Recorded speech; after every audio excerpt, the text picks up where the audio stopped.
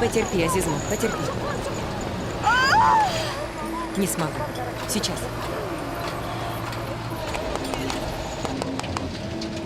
Да? Побыстрее. Она больше не может терпеть. Сейчас рожать будет. Слышишь? Потерпите, глупая женщина. Не видите, какая дорога? Перевал же. Сейчас рожать начнет. Долго еще? Сядь на место. Азизмо. Боже мой. Сейчас доберемся. Азизмо, потерпи чуть-чуть. Чуть-чуть. Дай мне руку. Дыши глубоко. Азизмо, дыши. Дыши. Боже мой. Азизмо, дыши. Дыши, родной. Не гони. Тормози. Слышишь, тормози. Она уже рожает.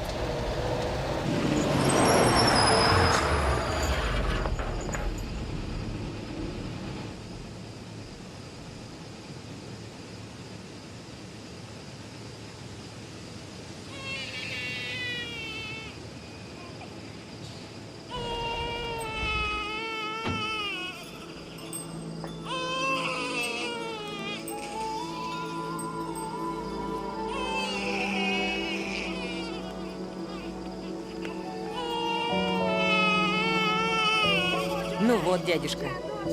Мальчик. Поздравляю. Ты мой хороший. Ты мой славный. Посмотри, какой красавец. Молодец, мамочка.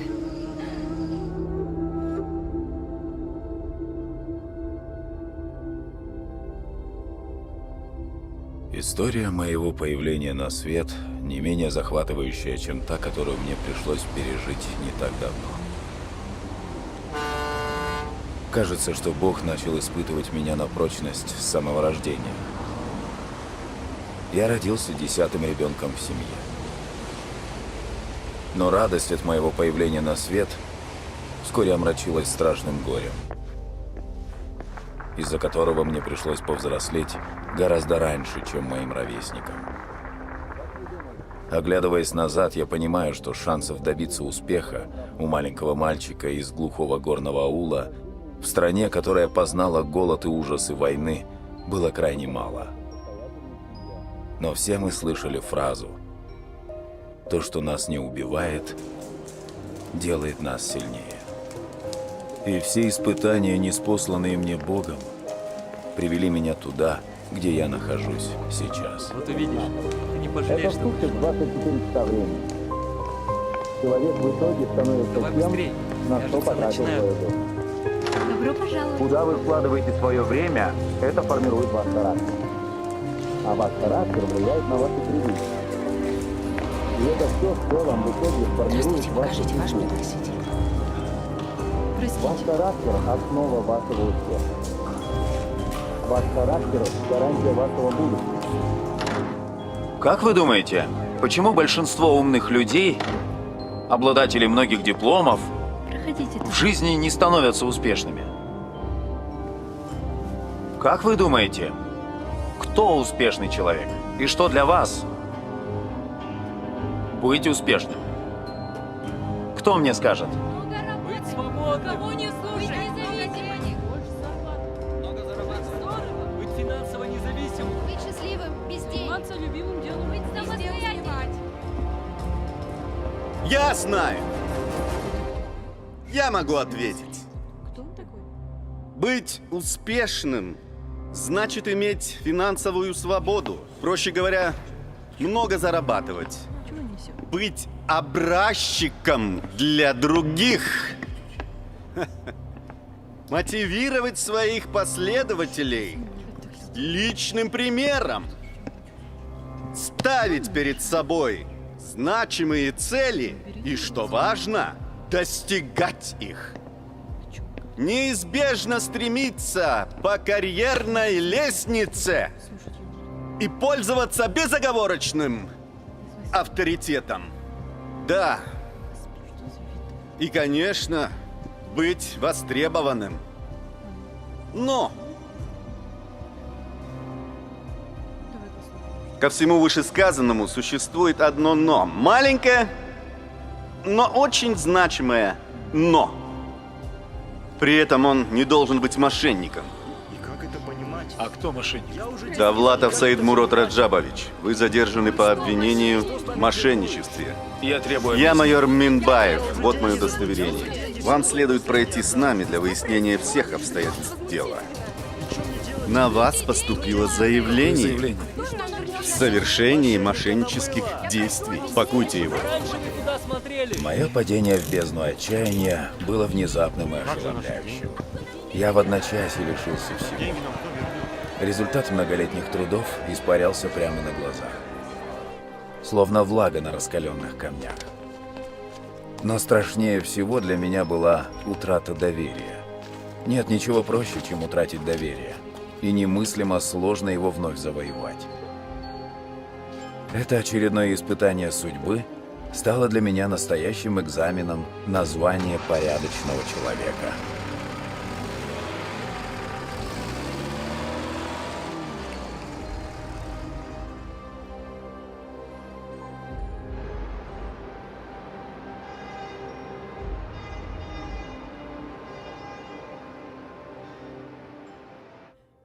Как это может быть возможно?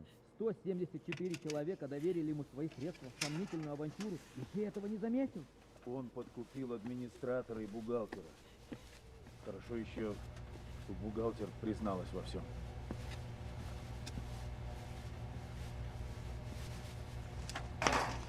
Спасибо большое.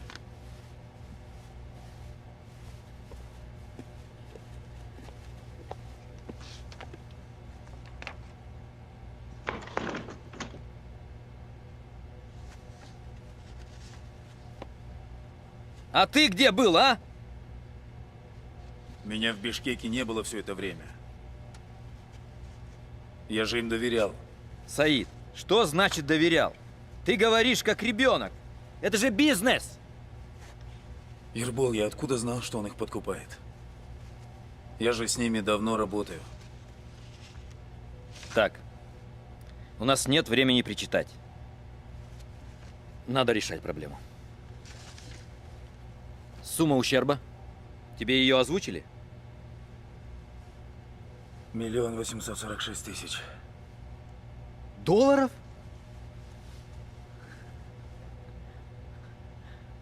Долларов? Вот же гад, а. Я никогда ему не доверял с самого начала.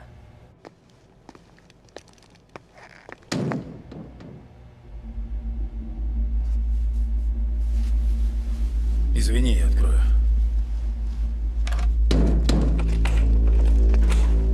Выйди, поговорим. Оскар, что тут происходит? Ты мне должен. И ты это знаешь. Счетчик включен. Из-за тебя знаешь, сколько ущерба я понес? 4 месяца я жду свои деньги. Оскар, я же тебе обещал. Зачем все это? Обещал? Обещал что? Это тебе не цирк и не театр, чтобы своими сказками людям голову морочить. Я в порошок тебя сотру! Оскар, ты что, успокойся.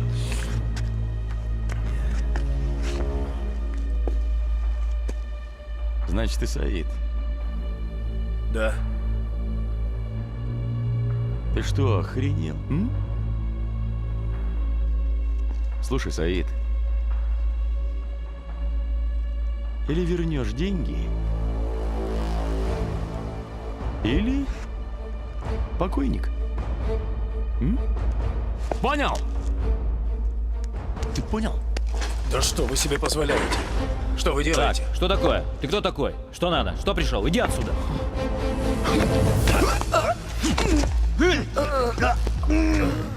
Стоять! Стоять, я сказал! Услышь меня, Оскар. Оружие убери. Я буду стрелять! Успокойся. Отпусти его! Оскар, стоп. Успокойся. Отпусти! Ствол Буду опусти. стрелять! Опусти ствол. Отпусти его! Спокойно. Убери ствол, и я его Спокойно. отпущу. Спокойно. Слышишь? Спокойно. Опусти ствол, я его отпущу. Отпусти! Вот. Оскар, Вот. всё. Вот. Все, Вот. все, успокойся. Все, вот. Успокойся. Ствол опусти. Ни вам, ни нам от этого хорошо не будет. Опускай. Ни вам, ни нам проблемы не нужны. Опускай. Вот мы здесь стоим, никуда не денемся. Все? Оскар, я тебе обещал. Я обещал вернуть, так? Да ты что, Саид? Сейчас, Ербол, сейчас. Послушай. Да, я обещал, но ты скажи, пожалуйста. Ты хоть раз мне в руки деньги давал?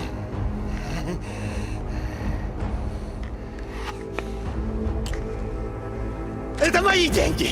Да, но ты не мне их давал.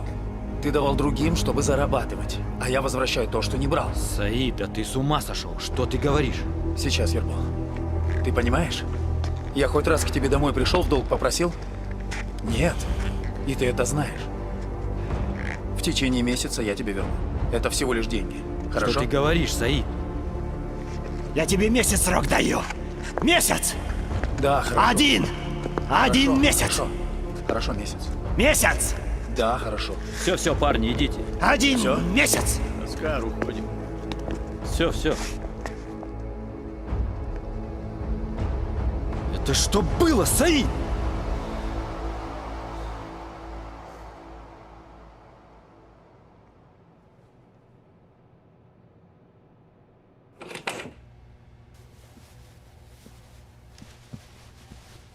Ты с ума сошел? Ты же не брал этих денег. Мы наймем лучших адвокатов. Да, наймем лучших адвокатов. И они докажут мою невиновность. Да. Легко докажут. Точно. Но это не вернет людям деньги. Эти люди в своих мыслях считают меня его соучастником. Флеминг недосягаем. Они же деньги передавали в мой офис.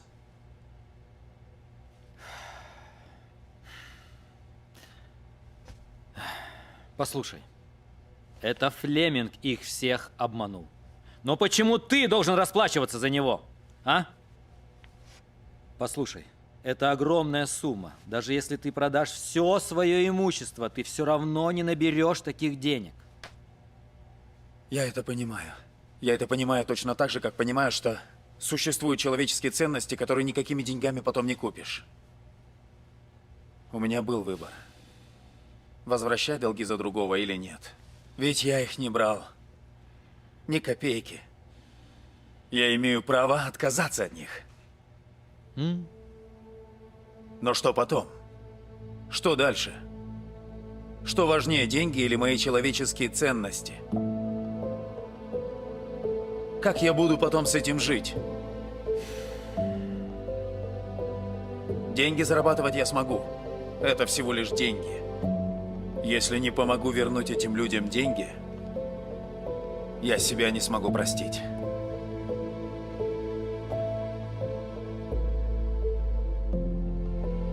Я перестану себя уважать. А свое имя отмыть тем более не смогу.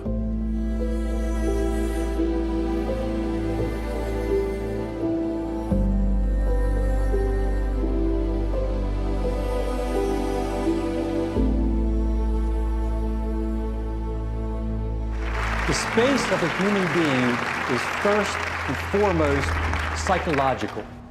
Then and only then is it economic and social. Пространство человеческой личности – это психология, лишь потом экономика и социальность. When it comes to management and business relationships, Когда это касается менеджмента, бизнес-отношений, it is impossible to ignore the psychodynamic factors. это невозможно игнорировать психодинамические факторы. Я бы хотел подписаться на вашу компанию.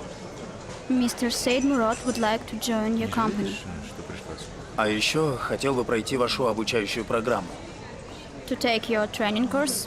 Меня ваша обучающая программа очень заинтересовала. And he's very interested in your investment program. Well, you certainly have good taste. I think we can take care of that today. Он говорит о том, что у вас хороший вкус, и мы можем поговорить об этом сегодня.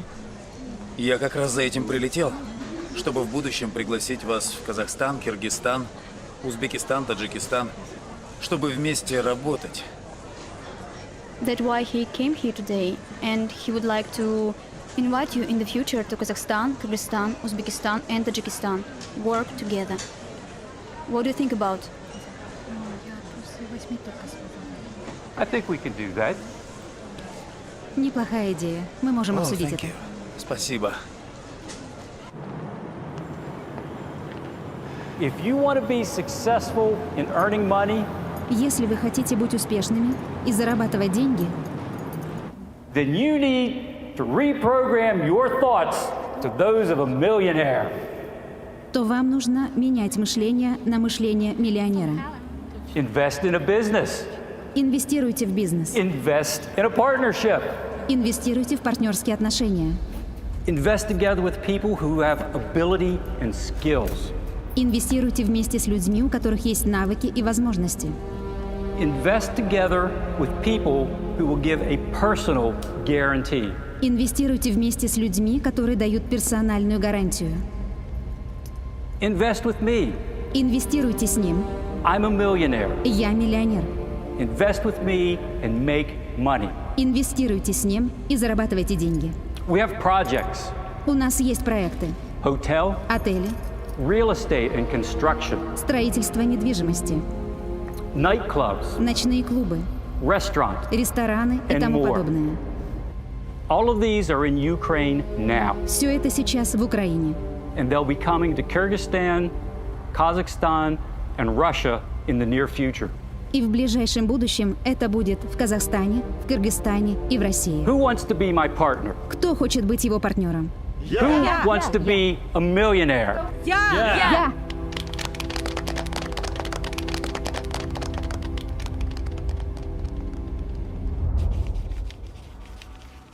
Все четко и очень грамотно.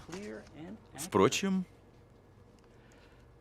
другого я от вас и не ожидал. Здесь 5000. Я сразу заметил, вы настоящий профессионал. Итак, хорошая работа должна хорошо оплачиваться. Тут вы правы.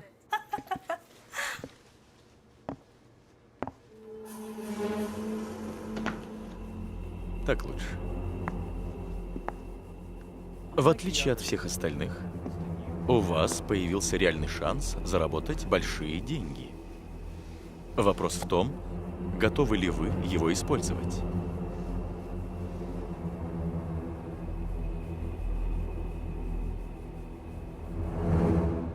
Вы все меня хорошо знаете.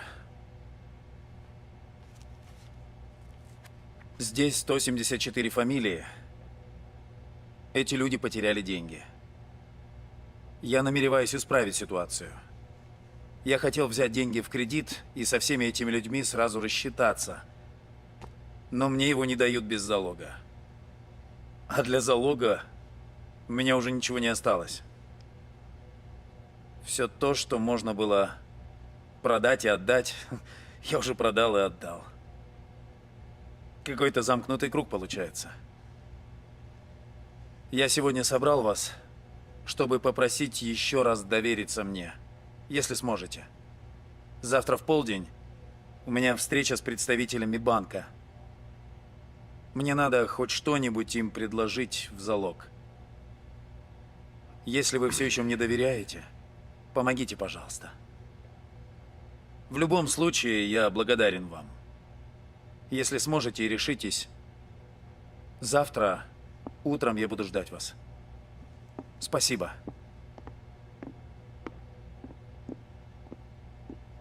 Да, мне пришлось пройти через это. Мне казалось, я вот-вот утрачу последний лучик надежды. И все вокруг погрузится в непроглядную тьму. Что будет там за этой чертой безысходности? Я был на краю бездны и простирал руки в поисках спасения. Каждый человек полон воспоминаниями, и у каждого из нас есть место, где наши воспоминания проявляются особенно ясно. Для меня этот тихий оазис посреди суматошного мегаполиса стал культовым местом. Местом силы, перекрестком дорог моей жизни. Раз за разом судьба приводила меня на эту скамейку. Отсюда я оглядываюсь на пройденный мной путь. И отсюда же смотрю в свое будущее. О Всевышний, я нахожусь в печальном состоянии.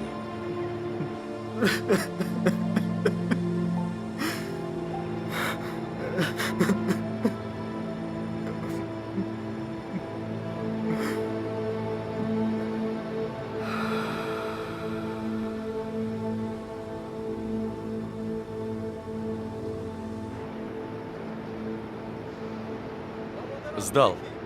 Скажи моей маме, что ее сын поступил в институт. $300.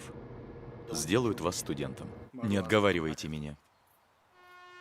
Я поеду в Россию.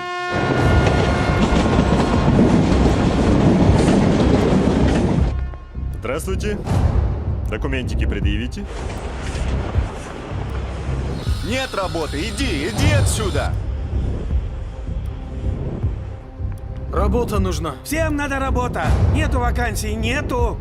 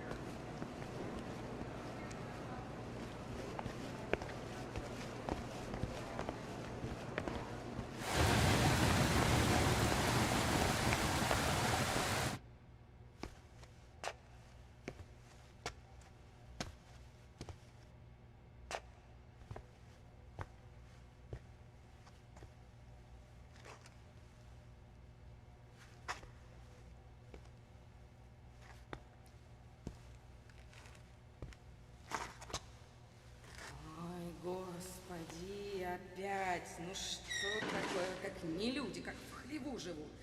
Насорили, намусорили. И Жека, ты вот совершенно им все безразлично. Звоню туда, звоню, уже стучусь. Вообще подъезды не убирают. Разве так можно? Вот самим разве приятно в эти подъезды заходить? Нет. Ты кто? Я кого спрашиваю? Ты что тут делаешь? Я здесь место. Давай убирайся отсюда. Что тебе здесь? Общежитие, что ли? Давай, я кому говорю? Охир. Сейчас милицию позову.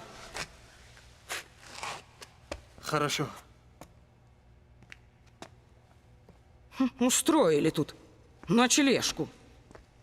Я ухожу. Иди. Иду уже. Еще бурчит тут всякое. Житья от них никакого. Обнаглели.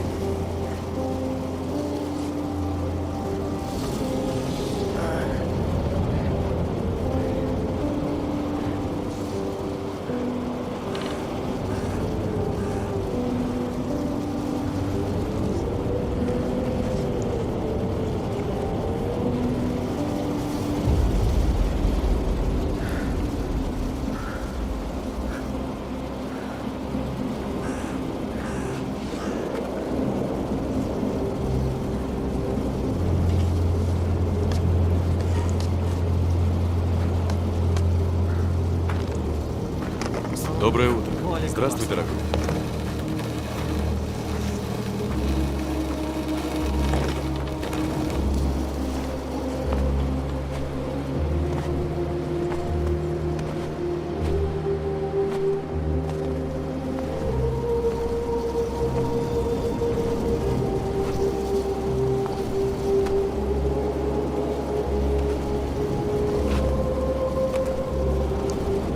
О Всевышний, я нахожусь в печальном состоянии. Только ты знаешь о моем положении. Пожалуйста, не дай мне потеряться в этом жестоком мире. Кроме тебя, мне не у кого просить помощи. Веди меня по праведному пути. Я знаю, все будет хорошо. Когда-нибудь все будет хорошо. Дай мне мудрости осознать происходящее.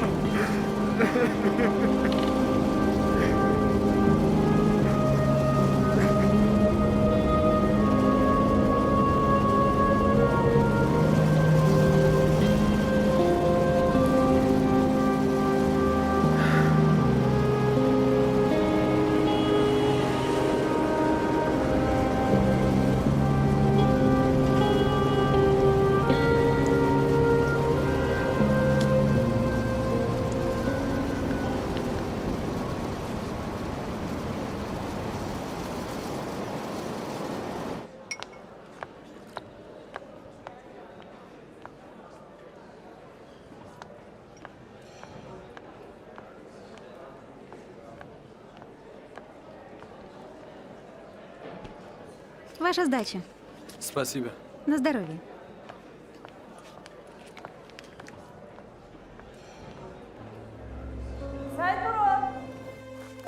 Да, мамочка. Сынок, иди сюда. Иду.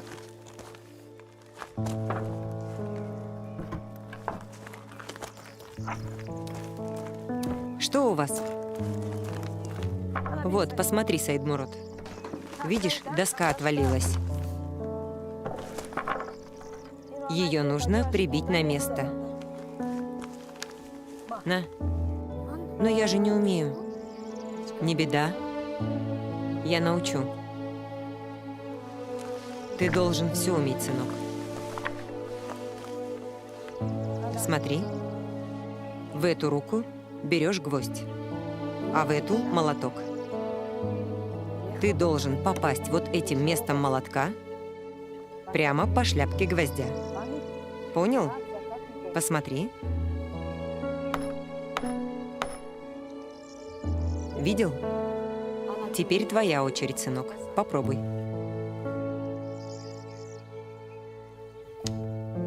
Саидмурод, что ты делаешь? Я хочу забить гвоздь, как вы только что показывали. А зачем ты закрываешь глаза?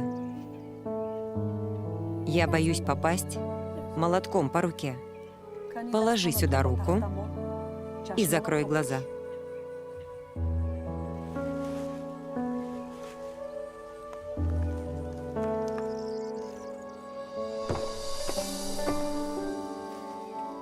А теперь снова положи сюда руку и не закрывай глаза. Клади.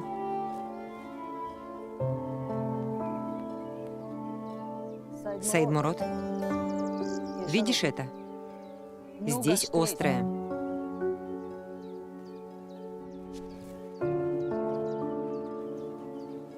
Мне страшно. Видишь, сынок? Человеку нужны глаза. Прячась от трудностей, ты никогда не решишь поставленные задачи. Всегда смотри трудностям прямо в глаза.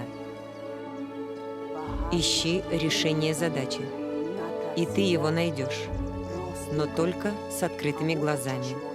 Всегда смотри прямо перед собой и никогда не закрывай глаза перед трудностями. А вот теперь, сынок, возьми и забей этот гвоздь.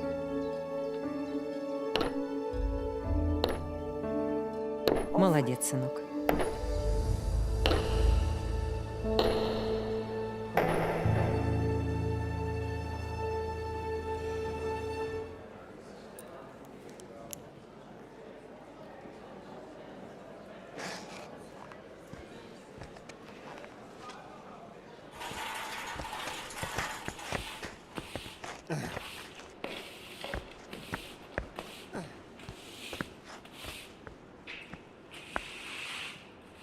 Саид, а где твоя одежда? Спасибо тебе. Что случилось? Я больше не буду работать грузчиком. А кем ты тогда будешь работать? Пока не знаю. Но точно не грузчиком. Спасибо за все, брат. До свидания.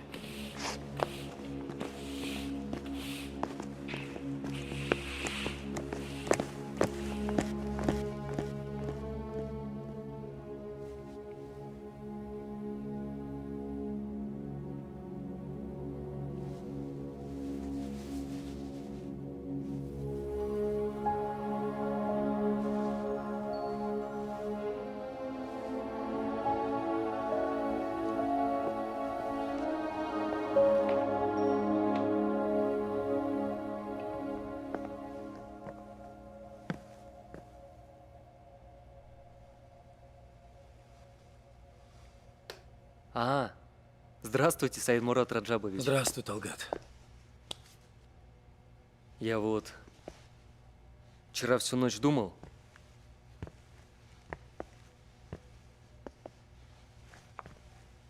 И принял решение. Вот, возьмите. А что это? Это документы на нашу квартиру.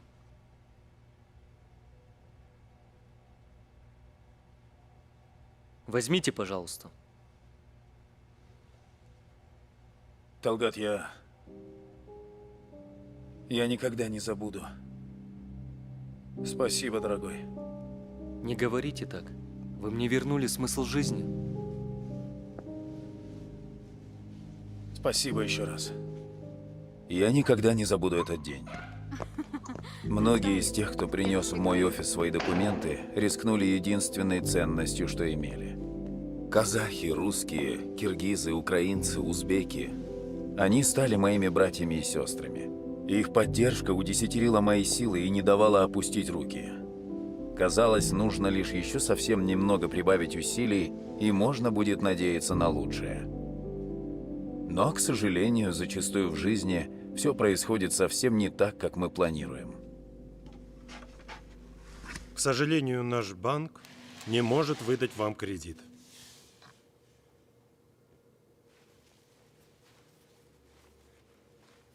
Может быть, есть какие-то варианты?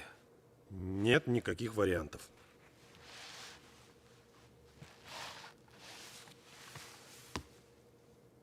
До свидания.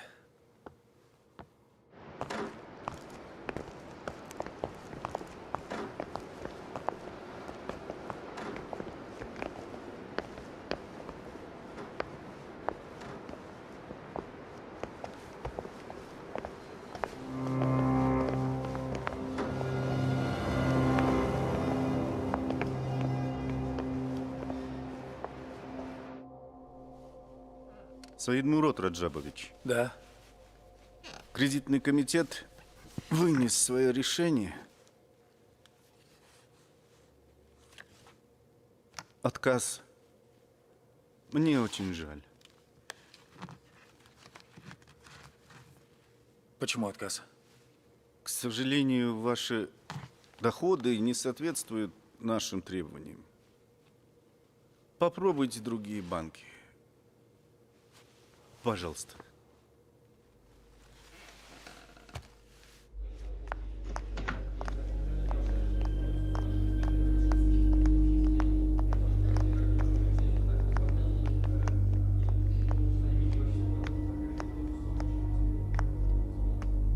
Что случилось? Не понимаю, почему они отказывают? Они имеют право на это.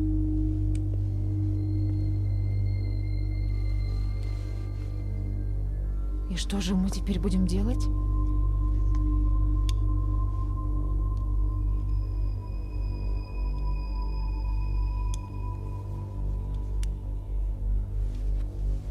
Будем работать.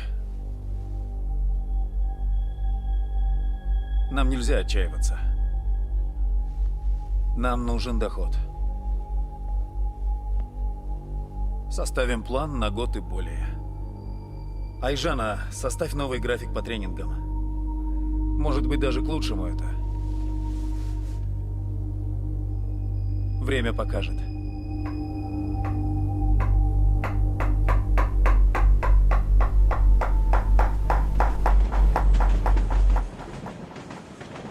Мы сейчас едем в поезде. Посмотри в окно. Видишь, как меняется картинка? Только что был красивый лес. Сейчас станция. Вот так и проходит наша жизнь. Мы не замечаем, как меняется картинка. Как будто мы смотрим фильм длиною в жизнь. Меняются только события, обстоятельства. И вот в этом во всем Саид. Главное не упустить важное. Закрой глаза. Сейчас в своем сознании прошу тебя, представь эталонный образ своей жизни. Лена! Лена, где Саид? Господи! Саид!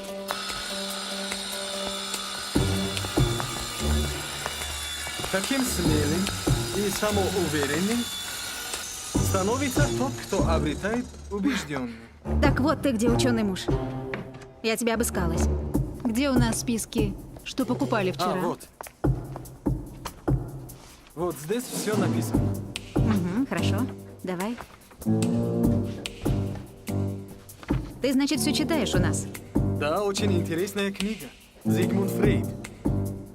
Но это очень серьезная литература. Психологией увлекаешься? Я всем интересуюсь. Мне интересно человек. Его внутренний мир. Его мысли. Его действия. Понимаете? Это очень интересно. Вот этот человек, Фрейд, заглядывал внутрь человека. Он, як фикри, он имеет хороший мысль. Вот. Послушайте, Манчина Висондам Даниджа. Первый человек, бросившийся ругательство вместо камня, был творцом цивилизации. Он очень хорошо сказал. Да, с этим не поспоришь. Знаешь, мне нравится ход твоих мыслей. Кстати, в город к нам приезжает как раз Александра Залина. Это такая тренер, которая проводит занятия по системе Нордбекова. Вот и я записалась на 10-дневный полный курс для тех, кто хочет поближе познакомиться с системой. И тебя, конечно, тоже записала на первое вводное занятие в понедельник. Что такое мечта? Мечта – это ваше желание, это ваша внутренняя сила. Когда у вас есть мечта, вы можете все. Вам главное понять, насколько сильна ваша мечта. Когда у вас есть мечта, у вас нет места неуверенности. Что вам мешает иметь хорошую перспективную работу? Ничего. Что вам мешает иметь хороших друзей? Ничего. Было бы желание. Самое главное – определиться, насколько сильно ваше желание. Либо оно у вас маленькое, либо оно у вас огромное, как вся Вселенная. У вас нет преград. Расширяйте свои горизонты. Мечтайте. С помощью Надежды Игоревны, в офисе которой мы проводили ремонтные работы, я попал на семинар Александры Залиной, посвященный системе Нордбекова. Сложно сказать почему, но Александра обратила на меня внимание и ошарашила неожиданным предложением. У каждого человека есть 2 дня рождения. Первый раз ты рождаешься как живой организм, а второй раз, когда ты осознаешь, кем ты можешь и хочешь стать. Я должен был принять судьбоносное решение. С той самой минуты моя жизнь навсегда переменилась.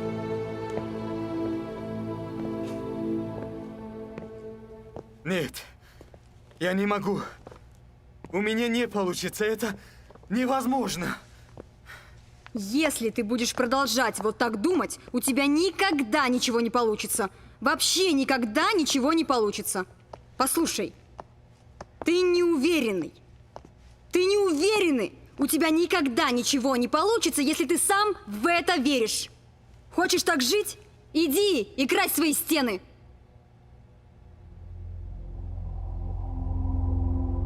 А если ты не хочешь жить так, как ты жил раньше, тогда освободись от своей неуверенности. Расправь крылья и лети. Как вы себя ощущаете, дорогие друзья? Никогда не забуду тот день, когда впервые выступал перед слушателями. Это были абсолютно новые ощущения. Мне пришлось полностью измениться. Изменить себя, свою внутреннюю философию, свои взгляды на жизнь.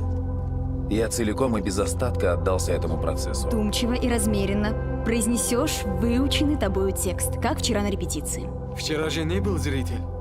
Как же не была, а я? Запомни, Саид, я той самый критично настроенный зритель. Мы теперь с тобой в одной связке, то есть команде. Я должна быть уверена в тебе на 100%. Иди и покори эту аудиторию. Я верю в тебя. Вперед! Дорогие друзья, я рада вам представить Саидмурода Давлатова, который покажет вам, как правильно делать суставную гимнастику. Встречайте! Удачи! Спасибо.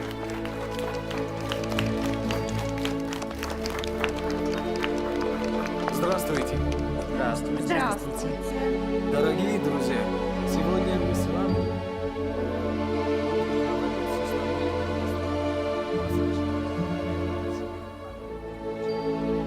Держи.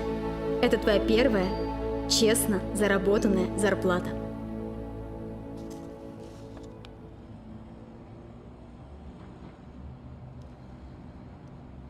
Спасибо. Это тоже тебе. Держи. А это что?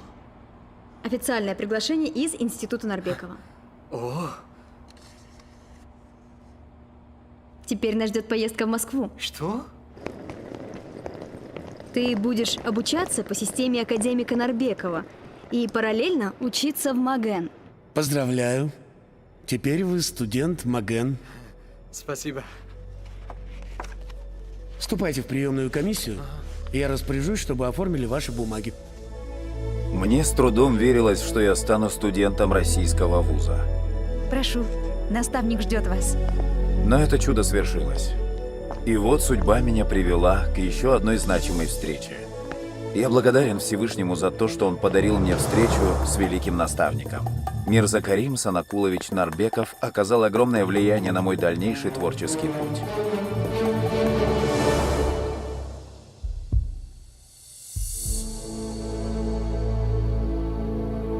Ну же.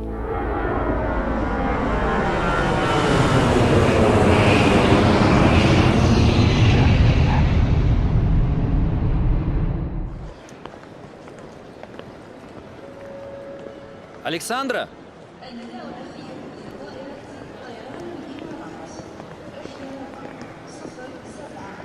С приездом. Благодарю. Меня зовут Ербол. Александра, очень приятно. Ербол. Саид Мурод. Очень приятно. Я буду заниматься организацией ваших тренингов здесь и в Караганде. А это Ирлан, мой братишка. Ерлан. Он будет нам помогать во всем. Ну как, вам понравился наш казахский бешбармак? Я ничего вкуснее не едала. Спасибо. А между прочим, моя жена лучше всех готовит. Между прочим, ты забыл, она по совместительству наша мама. Да, кстати, наш отец так сильно любит нашу маму, даже нас, детей, к ней не подпускает. Конечно, доченька. Скажите, а вам нравится у нас в Казахстане? Да. Слушай, давай на балкон пойдем. А вы в первый раз приехали? Хорошо. Да, вы знаете, я очень много-много читала. У меня мечта побывать на Медео. Ну, я думаю, мальчики свозят вас. Конечно же, первый свободный день. Нет, спасибо, я не курю. Правильно делаешь. Зачем вышел тогда? Просто, чтобы тебя не обидеть. Пьешь? Нет, конечно. Я верующий. Намаз читаю. Ну, ты такой положительный со всех сторон. А у меня вот мечта. Бросить курить. Сколько лет? Мечтаю. Ты это просто так сказал? Не понял. Ты к чему? Ты сказал, что мечтаешь бросить курить. Это действительно твоя мечта? Или просто красивый оборот речи? Я не был далек от истины. И вправду это можно назвать моей многолетней мечтой. Но я сам с этим точно не справлюсь. Тогда ответь мне, пожалуйста. Неужели исполнение твоей мечты сложнее, чем взобраться на высокую гору или пройти через самую жаркую пустыню? Не понял, к чему ты клонишь? Просто на свете есть такие люди, чтобы достичь своей мечты. Тяжело трудились и лишали себя всякого удовольствия, только для того, чтобы забраться на Эверест. А другой человек из последних сил идет и не сдается смерти, чтобы пройти сквозь пустыню к оазису, за глотком воды. И это была его мечта. И он был счастлив, когда его достиг. А ты? Тебе всего лишь нужно потушить вот эту сигарету, чтобы достичь своей мечты. Подумай. Настолько ты слаб, чтобы с этим справиться. Согласись, цена достижения твоей мечты намного меньше.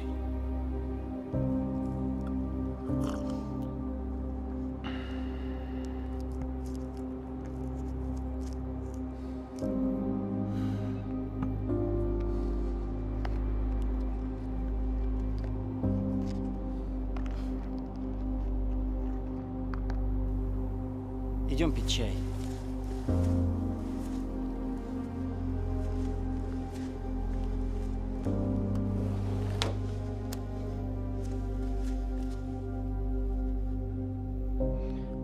А мы не зря вас пригласили.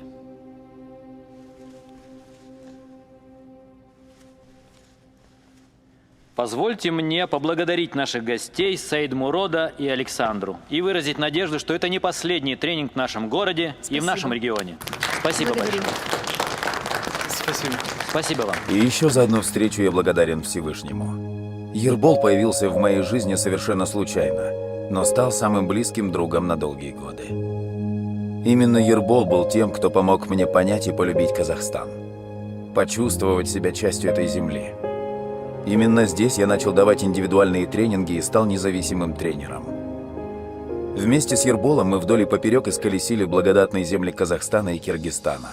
Проводили наши тренинги в самых отдаленных и гостеприимных уголках этого волшебного края.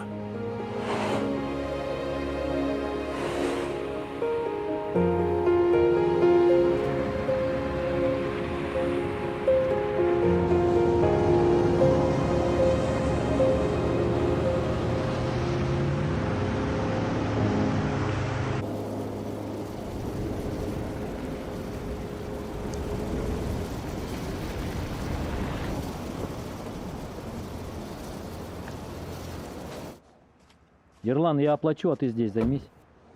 Все, понял.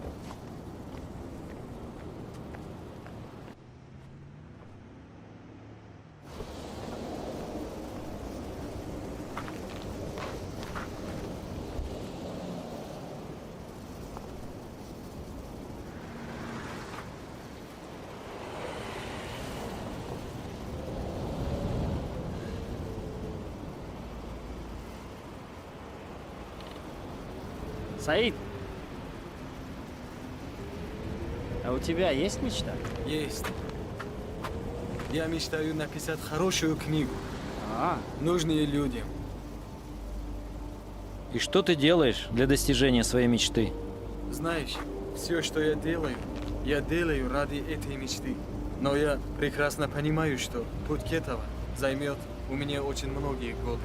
Но я должен писать книгу.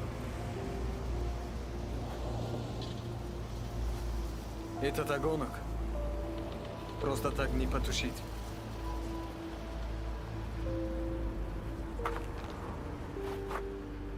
Снег-то какой валит.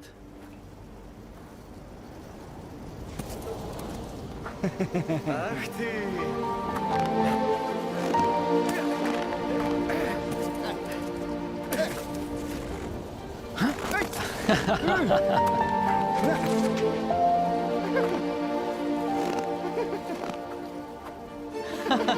Как дети.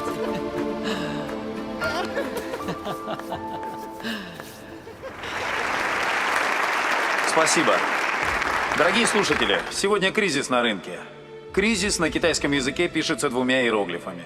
Один означает, что это опасность, второй означает благополучную возможность. Это означает, что кризис очищает рынок от дилетантов. Их доля переходит к профессионалам. Ведь потребности же не исчезают. Просто люди начинают покупать более дешевые продукты и услуги. Не верьте ему! Он мошенник! Вот это кто такой?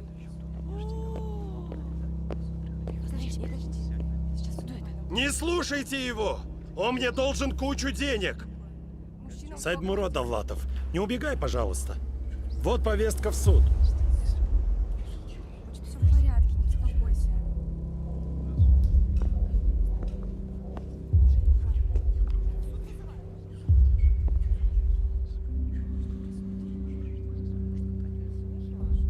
Безобразие.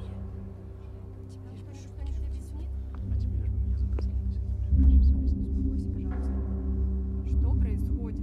Друзья, видите, как тяжело быть в долгу у кого-то? Унижают вас, как хотят. А вы, Анатолий, молодец. Если у вас была цель, чтобы сказать другим, что я у вас в долгу, цель достигнута. Теперь можете уйти. Но если вы думаете, что кто-то возвратит вам долг вместо меня, то это вряд ли. Кто-нибудь из вас хочет вернуть ему деньги за меня?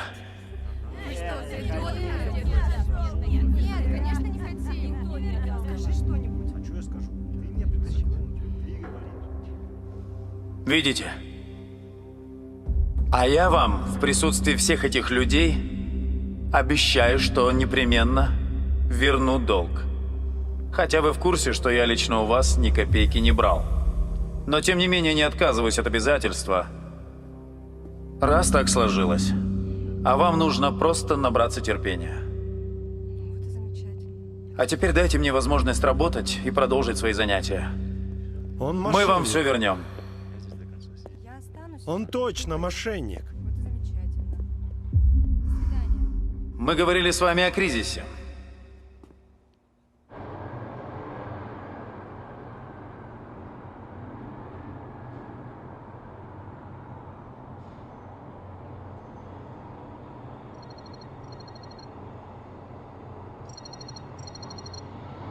Слушаю. С кем я говорю? Это Саидмурод Давлатов? Да, это я. Как тебе не стыдно? Вы о чем? Не притворяйся, мошенник. Ты прекрасно понимаешь, я таких, как ты, насквозь вижу. А в чем вопрос? Я вас не понимаю. Ты не понимаешь меня? Мой бедный сынок столько лет трудился, зарабатывая деньги, а ты его обокрал. Аферист, ты хоть понимаешь, что значит зарабатывать деньги своим трудом? Ты наживаешься на чужом горе. Я обязательно заплачу. Это ты в тюрьме будешь рассказывать.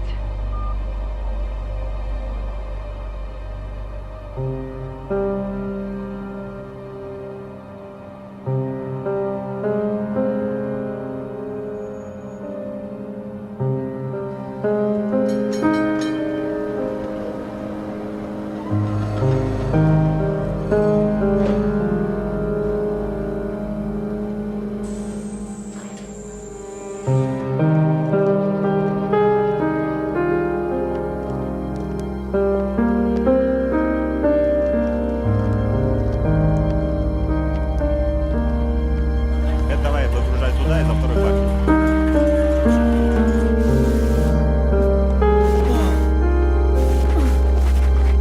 Так, забирай.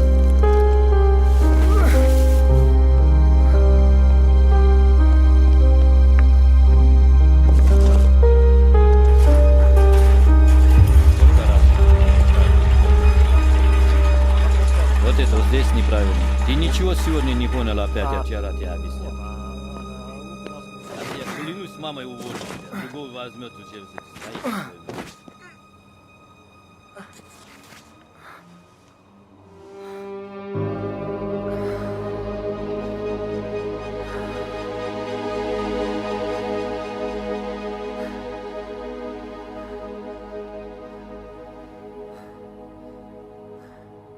Саид, иди сюда давай.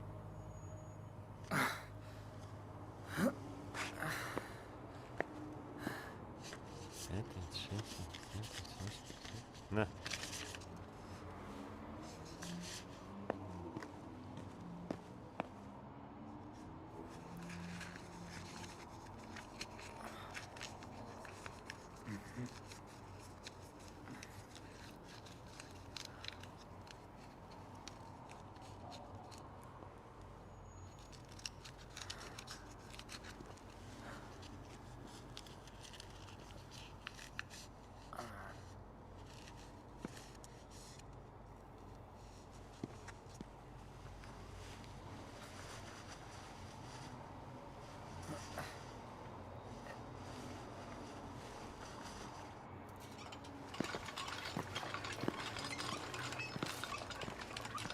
Здравствуйте, тетя Мунавара. Здравствуй, Саид. Есть будешь? Конечно, тетушка.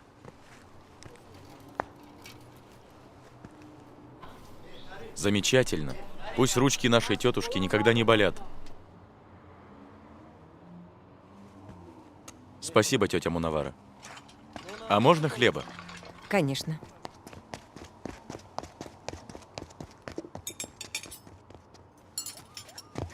Милиция!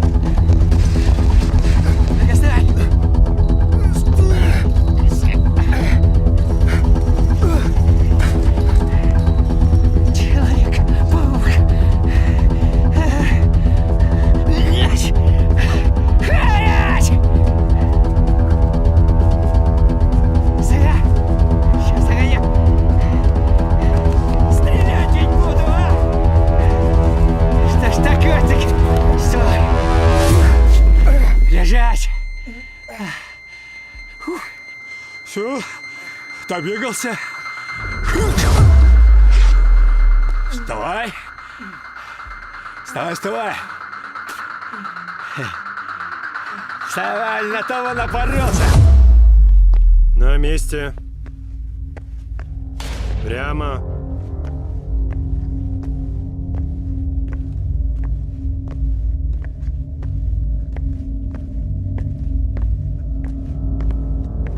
На месте. Прямо.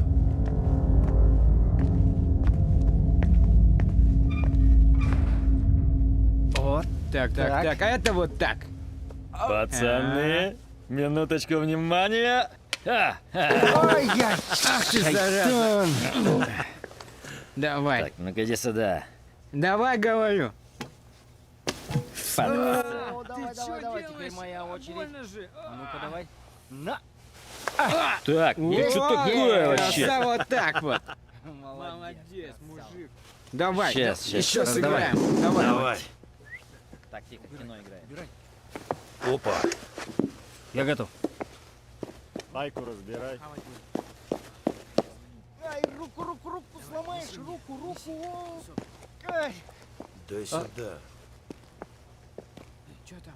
Давай, все не... А мне? Обойдешься, понял? Не давай ему. Налетай, пацаны. Так, это тебе. О, Это тебе. как Подожди. мамка напекла. Тебе. А это тебе. Пожалуйста, берите. Смотри, он держится с ним. Сейчас бы шашлычку. Сейчас опять будем играть. У нас, знаете, самый лучший шашлык. Время покажет. Спасибо. Как поставлю, угощу обязательно. Да ладно ты. Ну что, продолжим? Перекинемся? Давай. Какой шашлык? Давай. Я вижу, ты парень добрый. Трудно тебе здесь придется. Трудно, говорю, будет тут. Тебе. Всегда и везде нужно оставаться человеком. Я не понимаю. Не надо понимать, надо кушать. Вы уже 2 дня ничего не ели. Давай.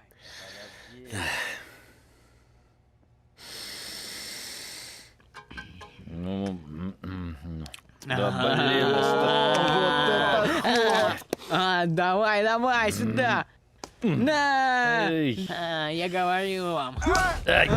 Чё, пацаны, чё? Иди сюда! Иди сюда, я тебе сказал! Давай.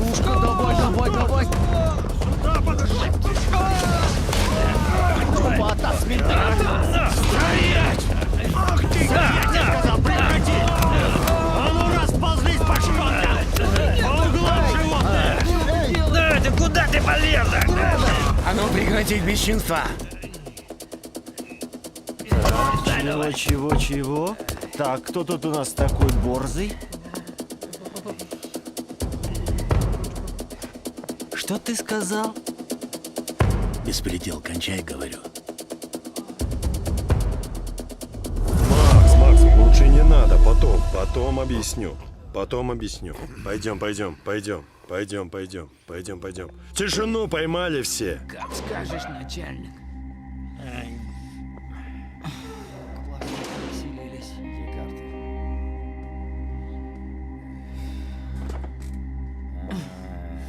Поиграли. Весело. Я ведь уже 4-й раз сюда попадаю. А все никак не могу привыкнуть к бесчеловечности. Вот. Посмотри на ребят. Смотри, какие они все разные. Они из разных стран бывшего Союза. Что их объединяет? Они все сюда приехали не из-за хорошей жизни, наоборот, за хорошей жизнью, за вот этим материальным благосостоянием. Да ничего плохого нет в хорошей жизни, но главное, ты, парень-то, смотрю, правильный. Ты постарайся не растерять душу свою. Понятно?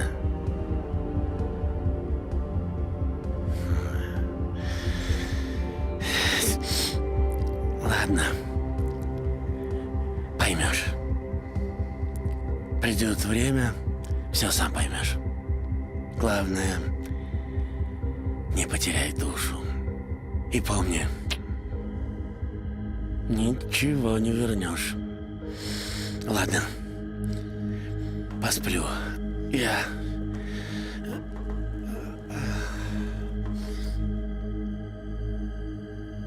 Мужчина был прав.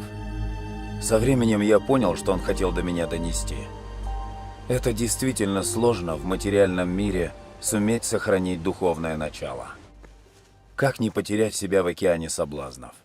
Как не запятнать свою душу?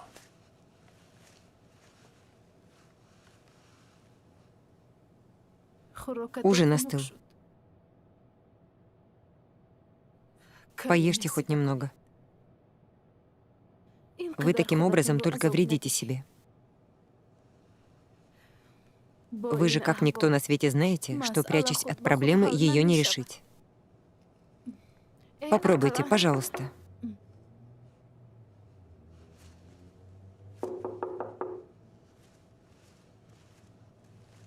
Да. Где он? Кто? Где он прячется? Кто вы Где такой? он? Что Где? вы хотите? Что вы тут делаете? Вас разыскиваю, гражданин Довлатов. Кто это? Что ему нужно? Зибо, иди в другую комнату. Но кто это? Я тебе сказал, иди в другую комнату.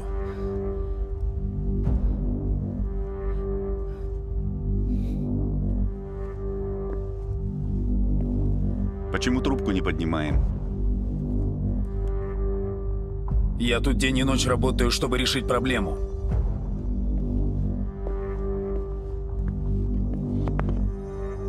А мне кажется, что вы просто пытаетесь сбежать от проблем и от меня. Что вы себе позволяете? Я звоню, чтобы вас пригласить на очередную беседу, а вы не поднимаете трубку.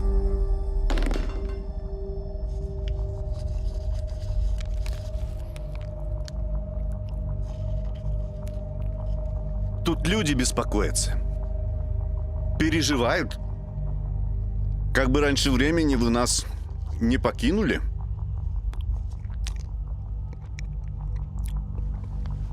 Во вторник.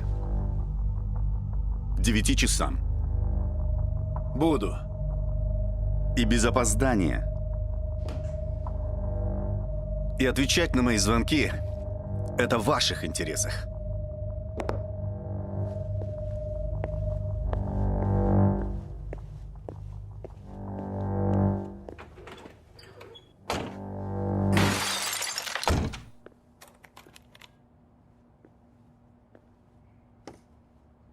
Иди сюда. В угол, быстро!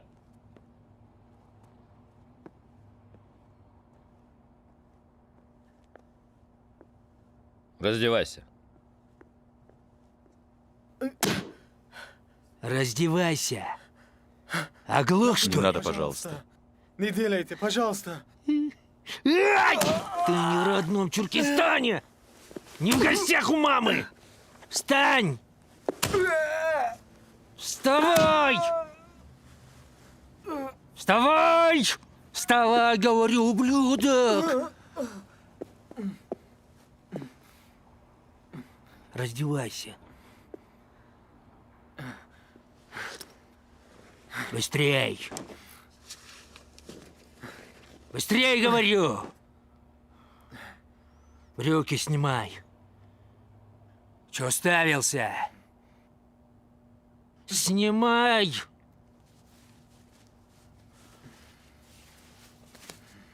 Живей давай, живей!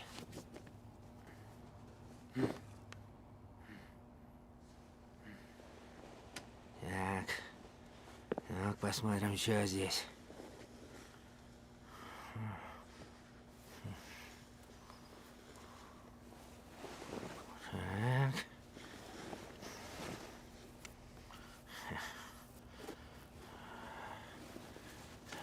Башмаки. Вань какая. Руки! Руки подними! Руки!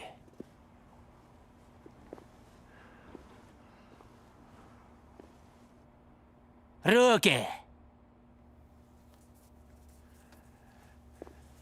Не дергайся.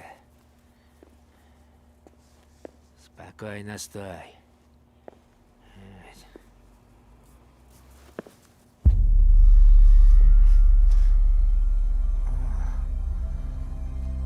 Так.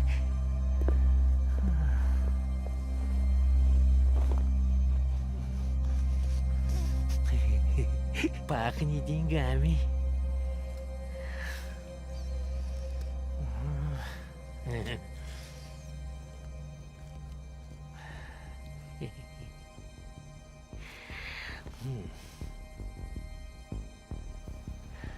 Говоришь, денег нету?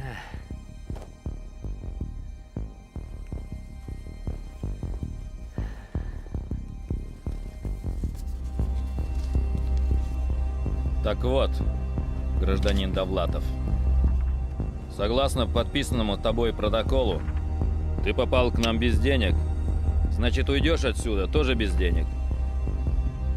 Понял? Одевайся и пошел вон отсюда.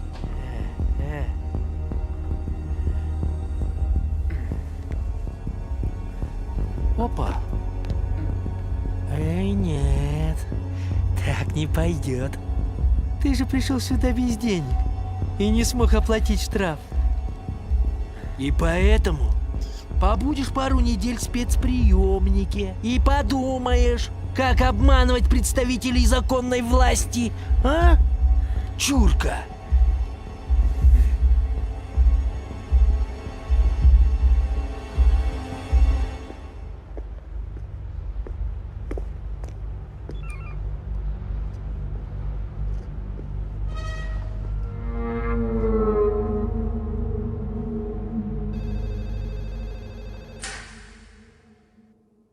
Алло, да, Оскар. Это Да, что? я же обещал. Лиса. Ну, не Молодец. все происходит так, как мы А хотим. это? Но я обещал. Да сделаем мы. Хорошо, Молодец. хорошо. Теперь читайте эту сказку. Нет, читайте. Лена, да. Но мы же утром вам объясняли целый час. От того, что вы каждый час звоните, деньги же не появятся, так? Но вы даже не даете работать. Дайте хоть что-то сделать, чтобы вам вернуть эти деньги. Я понимаю, да.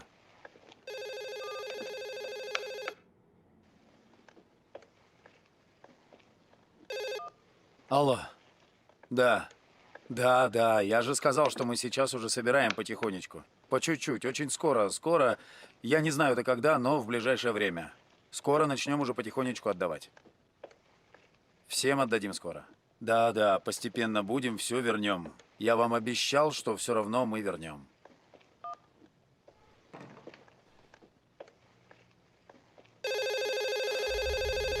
Я уже звоню тебе в 100-й раз. Когда ты наконец отдашь мои деньги? Сынок, верни деньги моих детей.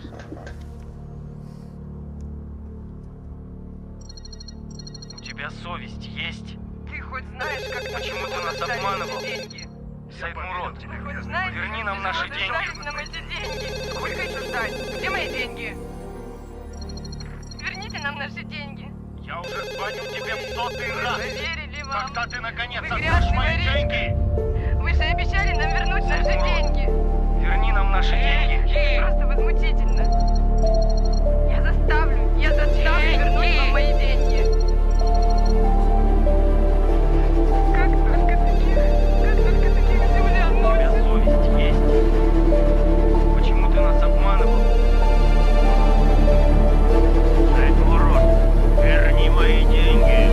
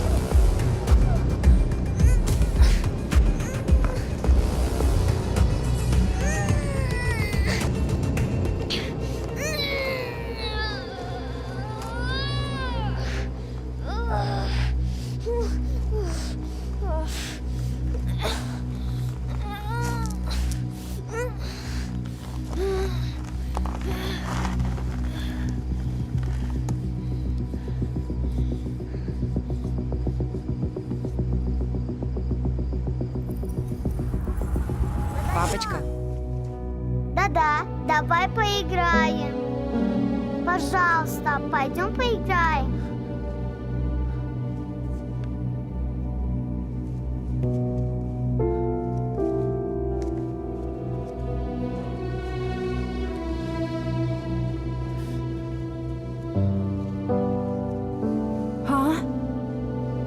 Все хорошо? Что случилось? Саид Мурод. Мам, отец плачет.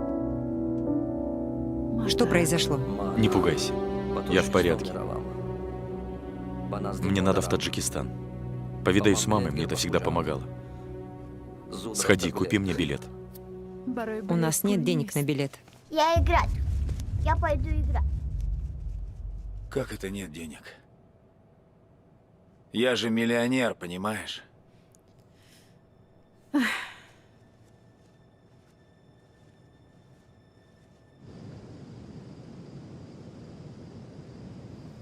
Я горжусь тобой, сынок. Теперь ты стал настоящим мужчиной. Мама, вы, наверное, не совсем меня поняли. Я должен людям огромную сумму денег. Это ты не совсем понял, что с тобой произошло. Это испытание.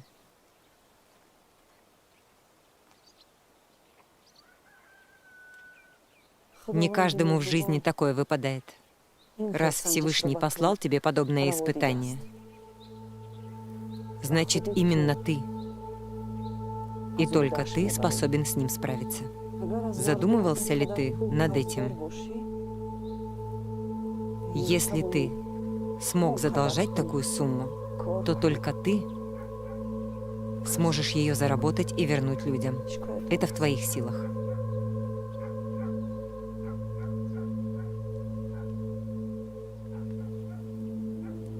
Поверь в себя, сынок. Ведь у некоторых людей нет денег даже на проезд в автобусе.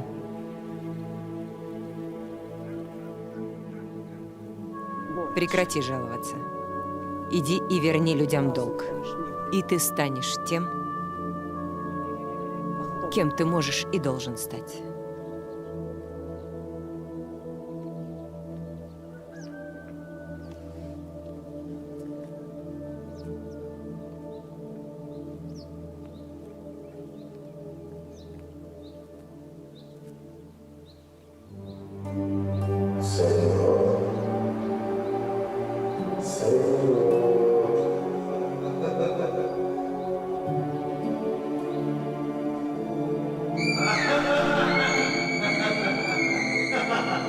Держись крепче. Куда на этот раз? В Яван. Оттуда в Душанбе заеду. Будьте осторожны в дороге.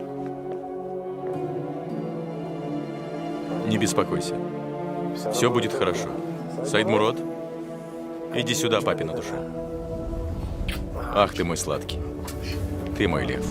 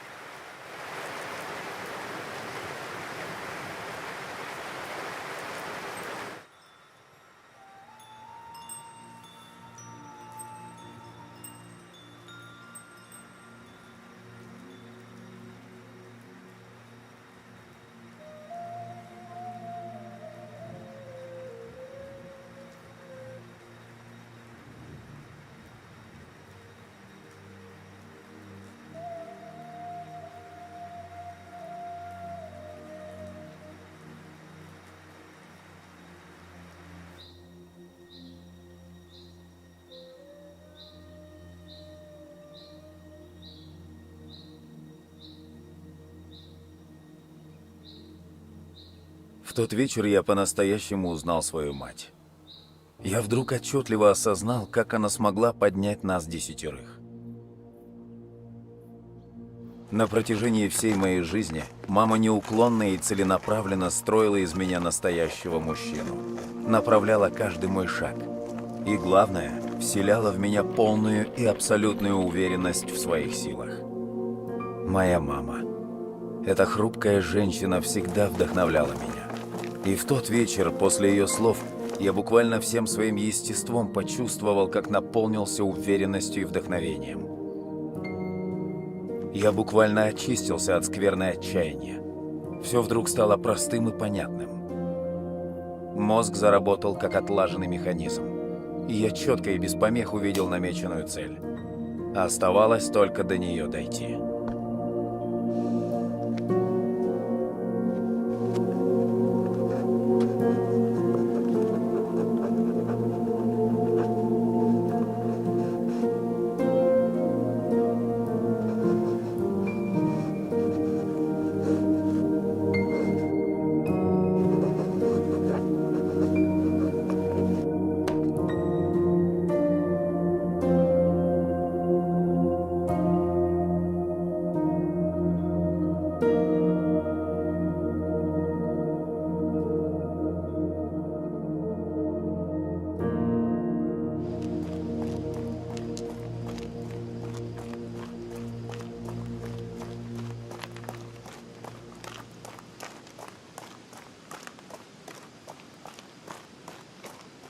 Друзья, я не хочу вас вводить в заблуждение.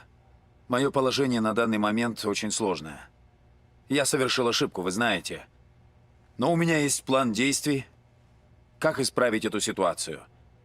Мне нужны ваша помощь и поддержка. Каждый из вас для себя сегодня должен принять осознанное решение. Вы остаетесь со мной в моей команде в дальнейшем или нет? Но каждый, кто примет сегодня решение оставаться, должен очень хорошо понимать, что мне платить вам нечем. Чтобы справиться с этой ситуацией, нам надо будет очень много работать. Как видите, картина не очень веселая. Еще я хочу, вне зависимости от вашего решения, поблагодарить каждого из вас за сотрудничество. Мы были отличной командой. Поверьте, я пойму и приму любое ваше решение. Все, кто принял решение оставаться, завтра приходите в это же время. Извините, Сайдмурод Раджабович. У меня дети, семья. Я понимаю, все нормально. Простите меня.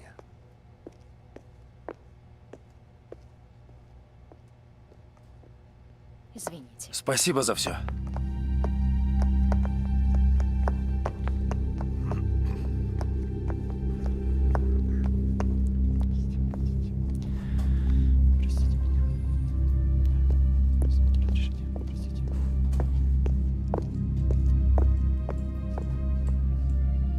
А зачем ждать до завтра? Я готов отвечать сейчас. Я с вами, Сайдмурод Раджабович. Спасибо. Мы с вами. Что надо делать? Спасибо, друзья. Я благодарен вам. И никогда не забуду то, что вы сейчас сделали для меня. Давайте к работе. У меня есть план, как решить эту проблему. Я его разработал. Сейчас 2008 год, и если мы соблюдаем этот план, к 2013 году, максимум к 2015 году, мы справимся с этой задачей навсегда. Любая проблема давит на нас до тех пор, пока не появится план решения этой проблемы. Я составил схему погашения долгов и выхода из кризиса и показал его своей команде. Мы взялись за дело. Днем я проводил семинары и тренинги, а ночи отводились на перелеты и переезды. Воплощение бизнес-идей на практике стало приносить нам доход, который, в свою очередь, позволил нам постепенно погашать долги. Я почувствовал эффективность и результативность своей системы. Она работала. Я понял, мои способности зарабатывать большие деньги росли прямо пропорционально выполнению данных мною обязательств по погашению долгов. Я осознал, что рано или поздно я решу все финансовые проблемы, а бесценный опыт и навык останутся при мне. Я словно спортсмен. После изнурительных тренировок с каждым днем становился все сильнее. И все свои силы я бросил на решение этой проблемы. Пролетели дни. Долг становился все меньше и меньше, и я стал делиться накопленным опытом с людьми. Благо, к тому моменту мне было что им рассказать. Вместе с тем, я ни на секунду не забывал о своей мечте. Каждый день, хоть страничку, хоть строчку, я должен был написать. Воспоминания о пережитом стали для меня великим уроком. Я должен был поделиться знаниями со всеми остальными, чтобы уберечь их от моих ошибок. В таких условиях родилась моя первая книга. Те дни приучили меня работать в очень активном ритме. С тех пор подобный ритм стал для меня образом жизни. Сайдмурод Раджабович. Да? К вам посетитель. Особенный. Проходите. Здравствуйте. О, Анатолий. Здравствуй. Как вы? Насколько я помню, мы с тобой уже все финансовые вопросы уладили. Или еще что-то придумал новое. Это бесконечная ходьба по судам и запрет на выезд из Казахстана. Так, мы же вроде с тобой с одним из первых рассчитались. Сайдмурод Раджапович, что было, то было. Не стоит вспоминать прошлое. Я пришел к вам не ругаться. А зачем же тогда? У меня для вас особое предложение. Я хочу работать у вас в команде.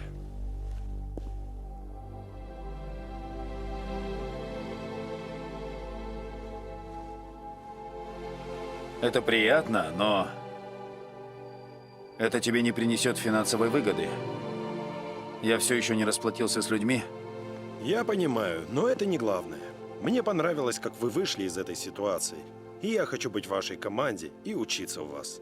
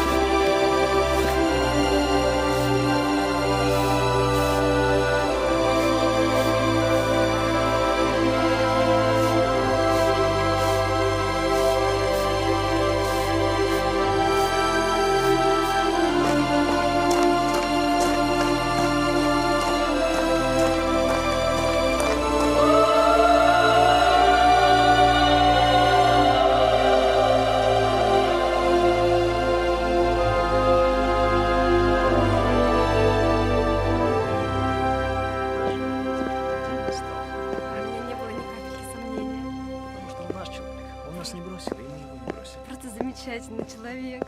Ну да, как и мы. Ой, чудо-день. Дорогие друзья. Прекрасно.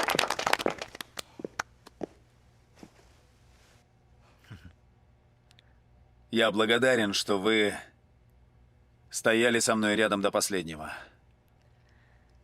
Сегодня мы полностью рассчитались со всеми долгами. Здорово!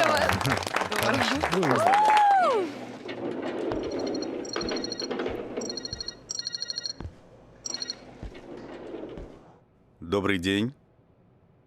Майор Минбаев. Узнали? Я удивлен. Разве у нас с вами остались нерешенные вопросы? Только один. Странно. У меня нет привычки оставлять нерешенные вопросы. Я это знаю, господин Довлатов. За эти годы вы многое обо мне узнали. Это моя работа. Я тоже любое дело довожу до логического завершения. Что ж, это характеризует вас как профессионала. Вашей хватке можно позавидовать. И что же на этот раз я натворил, по вашей версии? Я понимаю. Вы вправе на меня злиться, но... Я совершил ошибку, но я сам ее исправил. Вот поэтому я вам и звоню. Я не хочу, чтобы между нами оставалось недопонимание. Многие люди неправильно расценивают мою работу. Столкнувшись со мной, воспринимает меня как личного врага. Признаюсь, некоторое время и я был именно таким. Но это длилось недолго. Я понимаю вас. Вы делаете свою работу и делаете ее профессионально. Как и вы, господин Довлатов. А профессионализм в любой области всегда вызывал во мне уважение. Значит, между нами больше не осталось каких-то нерешенных вопросов, майор Менбаев? Так? Почти. Я уже давно подполковник. Поздравляю вас с повышением в звании. Вы знаете, я хочу с вами посоветоваться по финансовым делам. Может, как-нибудь за чашкой чая посидим, поговорим? Хорошо. Договорились. Большое спасибо. Удачи. Всего доброго.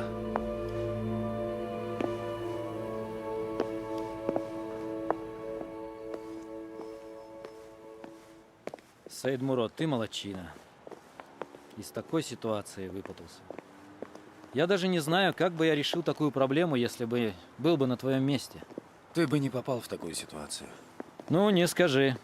Времена такие. Сейчас никто от этого не застрахован. Лучше расскажи, как идет работа над твоей книгой. Когда мы ее прочитаем? Работаю. Собрал много материала. Пишу. Уже заканчиваю. У меня хорошие новости.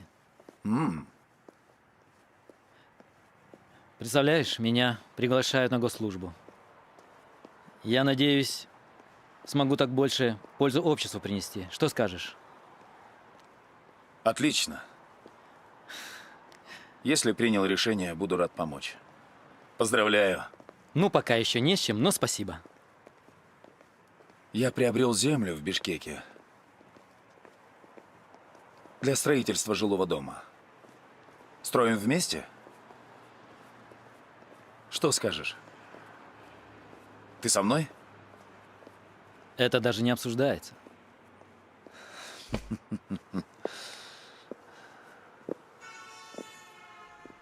Ребята, доброе утро. Есть Здравствуйте. хорошие новости. Пожалуйста, соберитесь все. Здравствуйте. Здравствуйте. Доброе утро.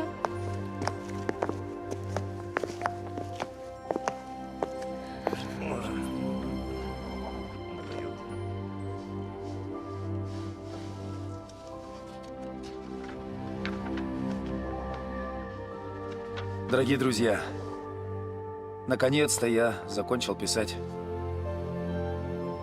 книгу «Я и деньги». Саидмурод, я рад, что мы с вами заключили договор на вашу книгу. Я надеюсь, что она станет национальным бестселлером. Спасибо, я этого очень долго ждал. 7 долгих лет, друзья. Поздравляю! Поздравляю, прекрасно.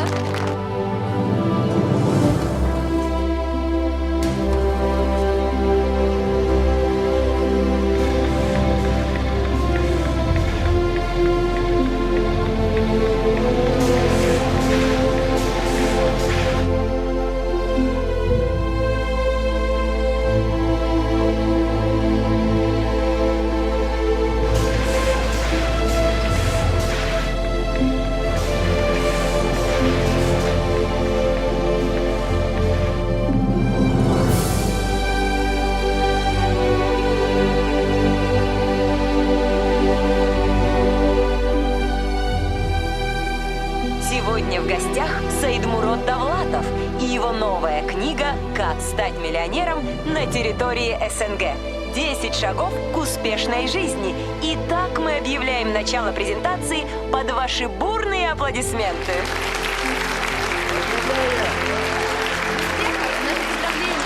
Спасибо. Спасибо вам. Спасибо, ребята. Спасибо.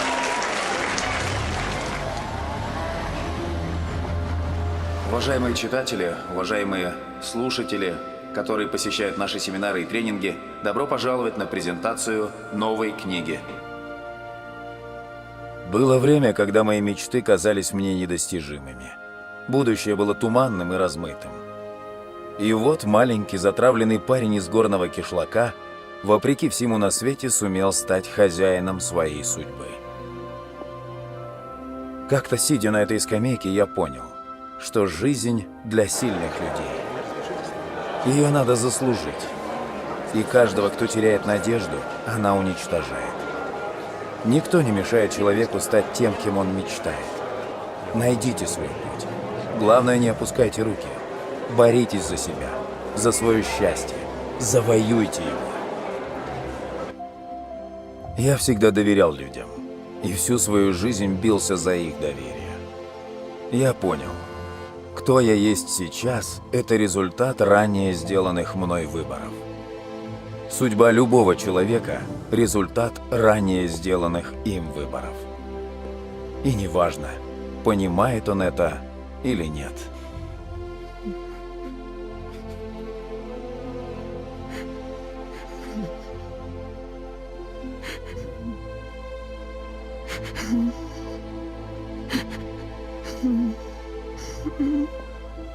О, Всевышний, помоги мне.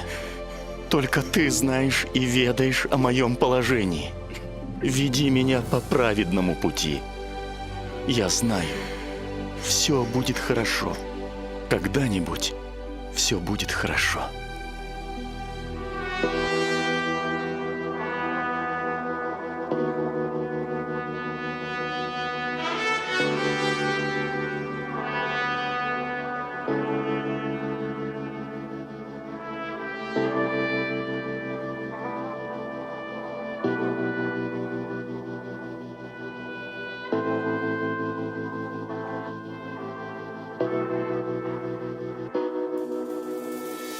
Кем ты создан был и под какой звездой?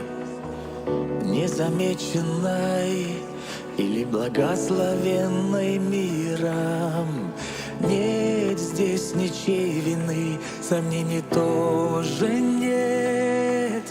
С рождения каждый воин и победителем достоин быть благословенным родительским добром, и взгляд осветил твой путь.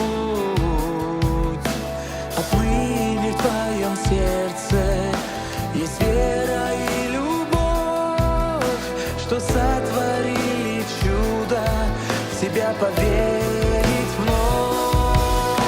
Вслед за тобой, хранитель, ангел твой, за твоей спиной. Если примешь бой, даримой судьбой, вера даст силы идти вслед за мечтой. Поднимаясь вверх или по лезвию ножа, как не оступиться, слушай биение сердца. На пути препятствий подними глаза. Если увидишь свет, значит победа уже близка. Вслед за тобой, хранитель, ангел твой, за твоей спиной. Если примешь бой,